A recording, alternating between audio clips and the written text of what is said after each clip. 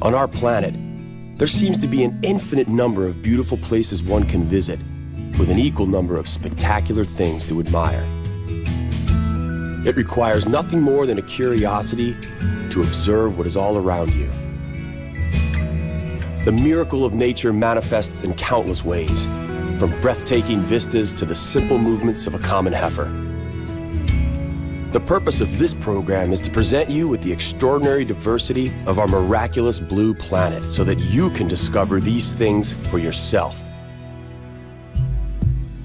Today, we will start our adventure in Svalbard, and from there, we will head off to explore the icy wasteland of the Arctic. Later in the program, we will discover the splendor of Canadian nature and two of its French-speaking regions. In Quebec, 100 kilometers inland on the most southerly fjord in the Northern Hemisphere, we will watch the low tides set. In Alberta, we will seek to comprehend the sheer size of the Saskatchewan River and the majestic Rocky Mountains. But we begin with the winter wonderland that awaits us. It's off to the North Pole.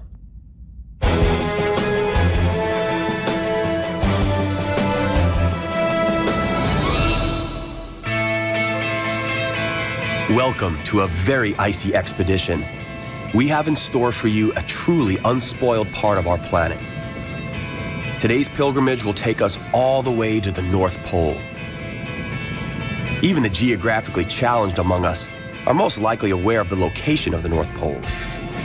To put it simply, the North Pole is the spot where the Earth's axis cuts through the top of the planet's surface. Should we look upon it from a bird's perspective, there is no better place to view the Earth's rotation on its own axis. The Arctic, the kingdom of ice and silence. No other place in the world can offer both in greater abundance. The Arctic is not a continent. Simply put, it is a giant slab of ice in the middle of the Arctic Ocean. This massive iceberg is constantly moving. It is what causes the Earth to rotate around its axis and what creates currents in the world's coldest sea. The polar explorer, therefore, must count on this drifting, a rather peculiar phenomenon whereby even as you are standing still, you are actually traveling.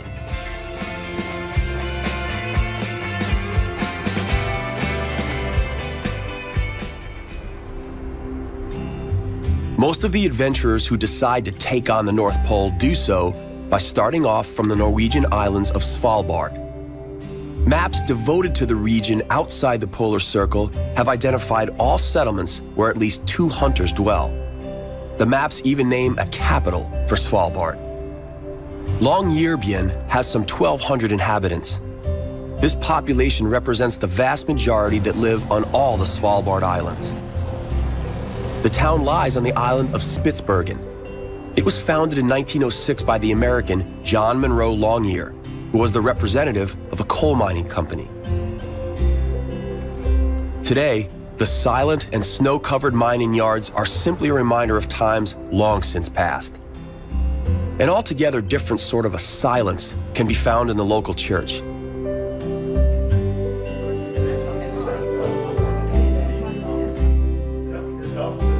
What you see here is the church located at the northernmost point on the planet. And therefore, that makes Father Canston the priest that serves his congregation at the northernmost point on the planet.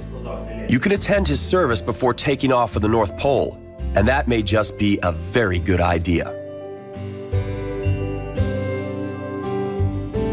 Attending the sermon is a matter of choice. Using the Borneo station is not. Like it or not, you will have to stop over at the Borneo station in your pursuit of the furthermost place in this world. It's a bit frustrating because you won't ever find the Borneo station at the same spot. It keeps on moving its position as a result of the drifting we spoke of earlier. And, to make matters more confusing, the station ceases to exist altogether in the spring. This is because the ice is not thick enough for planes to land there, and the following year, it may be set up in yet an entirely different location that is deemed satisfactory. It is so cold here that you have to keep moving at all times. Should you stop, you may possibly freeze immediately. What you see here are people participating in an annual marathon. Rich and spoiled daredevils can partake in 5 9-kilometer circuits in unbelievably cold and slippery conditions. Only the good Lord knows what makes them do it. To participate in the most northern marathon in the world is not only utter madness, but it also happens to be a very costly hobby. For this marathon, you must pay the most expensive starting fee in the world.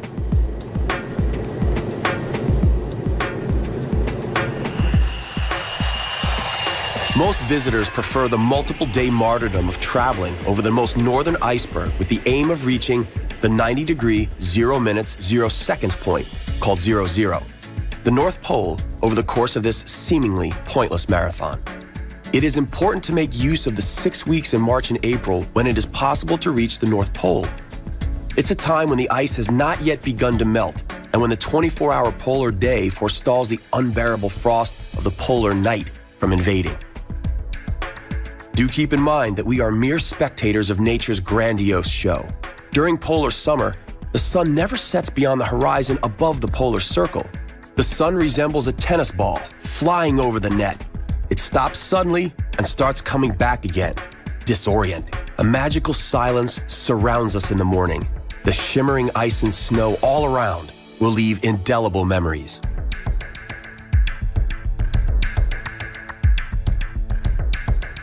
Around 200 people undergo such a pilgrimage in those 6 weeks each year. Some do it for personal satisfaction, while others are in pursuit of scientific truth.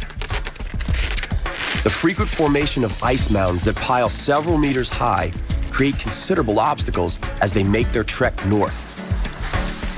The mounds are caused when the ice layers itself. As an Arctic explorer heads toward the North Pole, he does not face a straight, flat, frozen surface such as you would on an ice rink. On the contrary, the explorer must overcome endless obstacles. The ice is either breaking apart to reveal the surface of the sea, or it is colliding with other ice to form mountains of ice. It seems almost unimaginable that anyone could stand on the North Pole, but the first to do it was Sir Wally Herbert on the 6th of April, 1969. That was only 3 months before Neil Armstrong and Edwin Buzz Aldrin first set foot on the moon. Those who wish to reach exactly 90 degrees 00 first have to steel themselves with endless patience. You must reconcile that if you fell asleep at the exact position of the North Pole, when you woke up in the morning, you could find yourself completely elsewhere. That can be quite unnerving. Follow this simple example. Now you're headed north.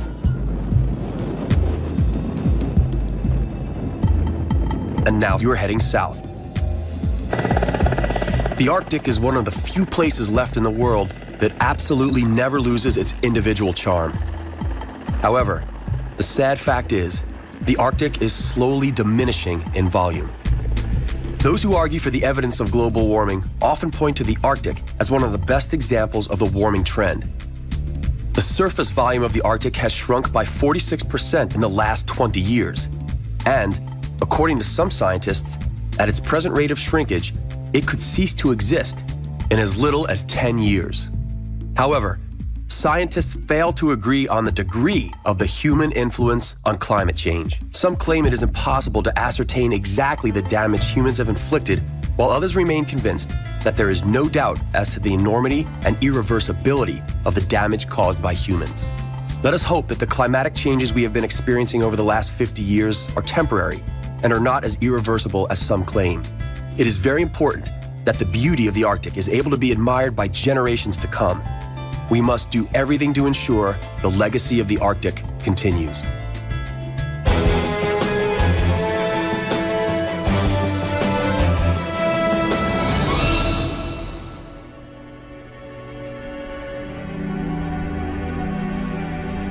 Welcome to the Badlands of Alberta, Canada.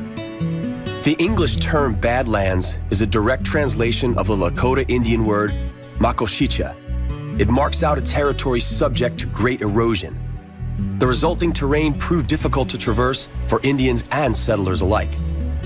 It was precisely here that the history of the Canadian province of Alberta began to unfold some 4 million years ago. It was during that time that the bottom of the sea began to rise as a result of pressure from inside the Earth. The result of that tectonic energy was the formation of the continent. The unique and peculiar sandstone rock formations locally referred to as the hoodoo provide an exact geological record that scientists from a wide variety of disciplines can rely upon. Here, one observes the individual layers of sediment deposits. Apparently, the dark bits once formed the sea bottom, while the lighter parts come from a period when dinosaurs roamed the local plains. In this area, it is not uncommon for dinosaur fossils to be discovered.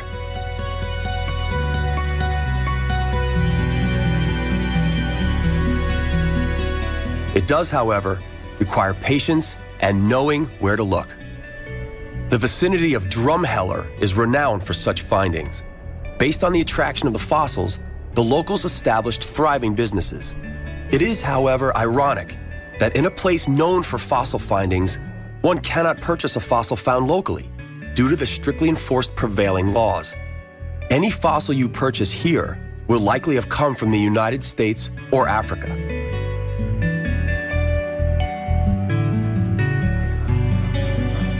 Fossils are not the only thing of interest found below the surface of this landscape.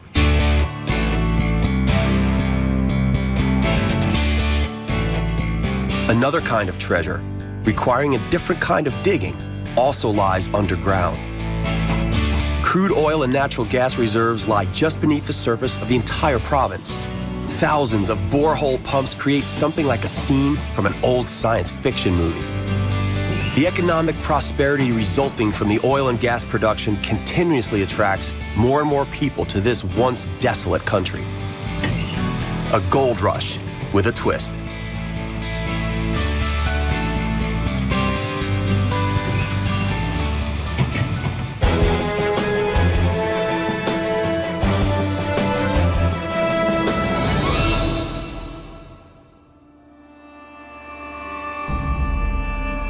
The Saskatchewan is one of the mightiest rivers in Canada.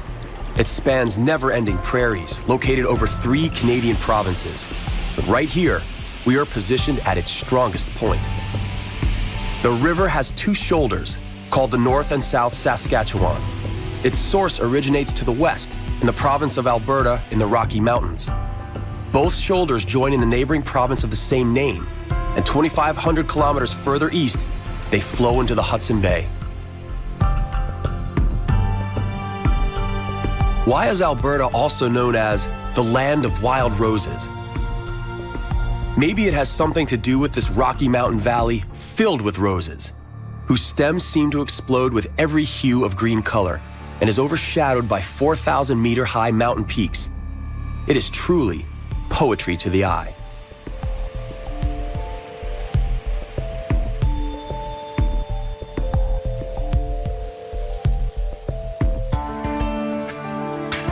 Needless to say, the local wilderness is not represented by roses alone.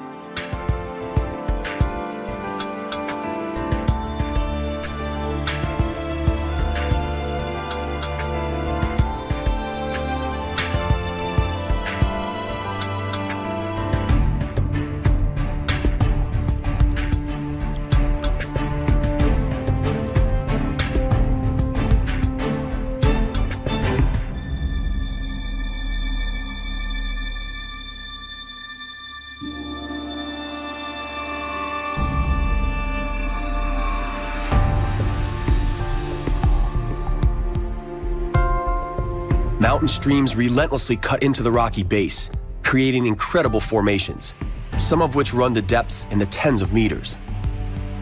A more dramatic landscape would be hard to imagine. It's almost as if it emerged from the workshop of a great architect. Everything here has its place and purpose.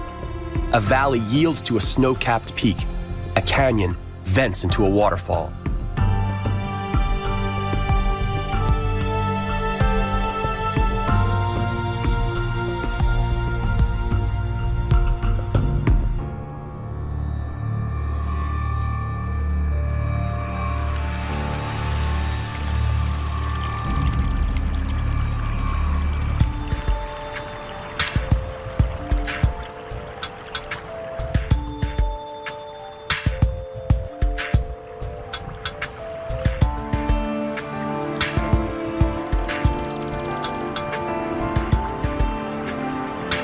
What you see right here is the Victoria Iceberg, the source of the crystal clear water that fills Lake Louise. The iceberg was named after Queen Victoria of Great Britain. Lake Louise, on the other hand, was named after Princess Louise Caroline Alberta, who was the fourth daughter of Queen Victoria.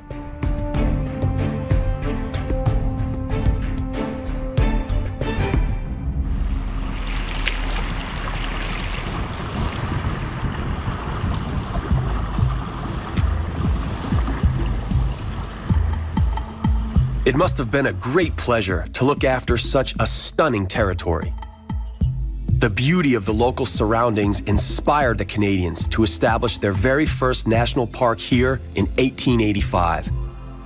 Early settlers, who came here seeking to make their fortune mining oil, were also enamored with the wild charm of the Banff National Park. It's hardly surprising. There are innumerable nooks all through these Rocky Mountains, where one can camp and reflect on the captivating and enchanting nature all around you. There's also the likelihood that you'll go days without seeing another human being.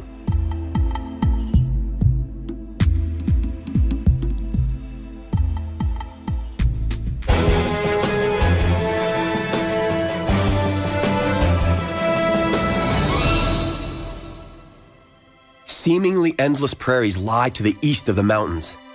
This is the kingdom of cowboys and ranchers alike. There are straight trails stretching from one horizon to the next. It is far too easy to lose track in a countryside devoid of all landmarks. In wintertime, getting lost here can often be tragic. These magnificent animals play an important role in the history of this land. These cattle are born and raised for one particular purpose. When they have matured, they are sold at a cattle auction.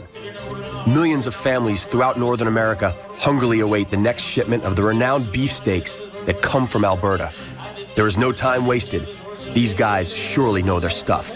Knowing how to pay just the right price for these awesome animals is an art that takes considerable talent and a lifetime to learn. Life on a ranch may at first seem rather idyllic. No stressful deadlines, lots of fresh air. Something a lot of us dream of for our retirement. Needless to say, first appearances can be deceiving.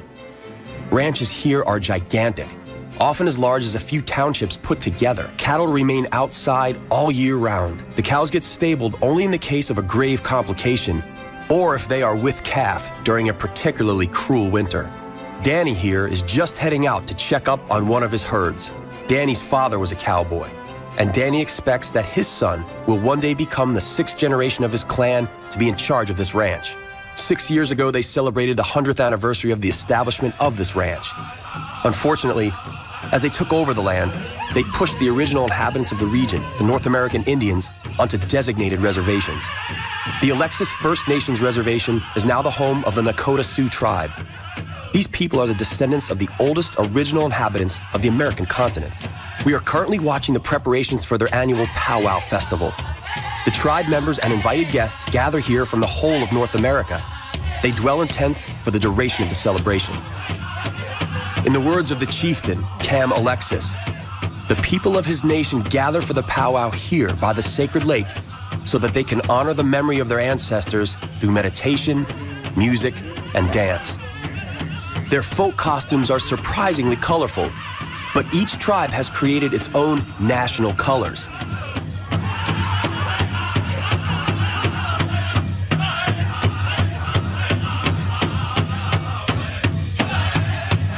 As the powwow draws to an end, the chieftains retire into the ceremonial tent where they attempt to establish contact with their ancestors. This is something we sadly, yet understandably cannot witness. For now, we remain in Canada and head off to Quebec.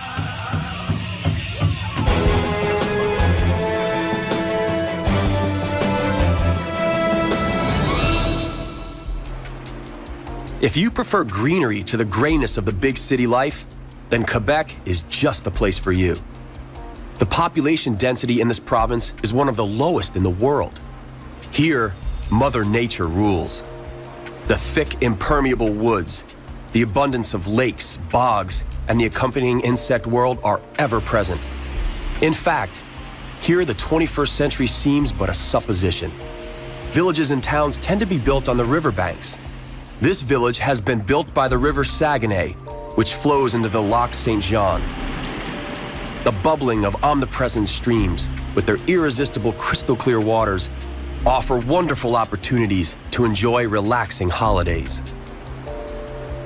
Summer here does not bring much rainfall, yet somehow the rivers don't dry out.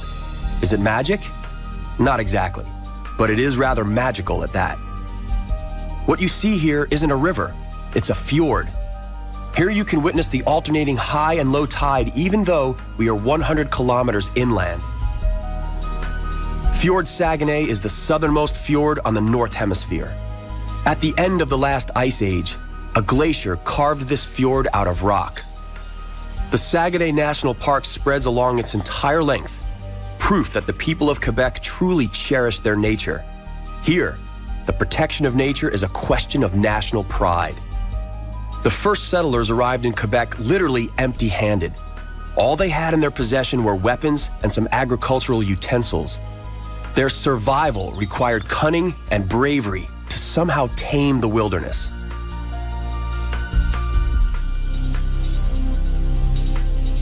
The vision of a lucrative fur trade was the greatest lure for the French. And so they sailed over what they called the Great Puddle, motivated by the empty treasury of the French king. The French king at the time abolished the prohibition of wearing fur by non-nobles. This one act caused the demand for fur in France to become voracious and set the circumstances for developing the Canadian fur trade. The fur trade, however, proved profitable only until the middle of the 19th century. From that time on, it became necessary for the local settlers to look around for an alternate source of income.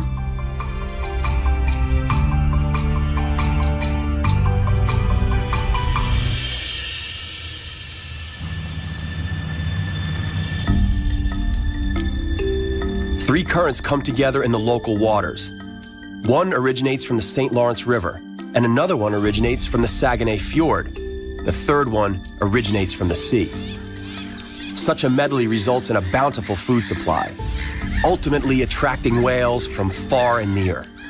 The Saguenay Marine Park Saint Laurent is the only project concerned with the protection of whales. The marine park offers some of the most comprehensive studies of whale species you would find anywhere in the world. Should you wish to see whales firsthand, though, you must abandon the safe haven of dry land and take off for the great wide open sea. It is possible to sight 5 different kinds of whales here. But there is only one species of whale that remains here throughout the year, the beluga. Unfortunately, the whales are so scarce that each one is known to the researchers by its name. They are distinguished by their characteristic dorsal fins. These beautiful cetaceans are one of the most endangered species in the world. We all have a responsibility to see that they are not hunted to extinction.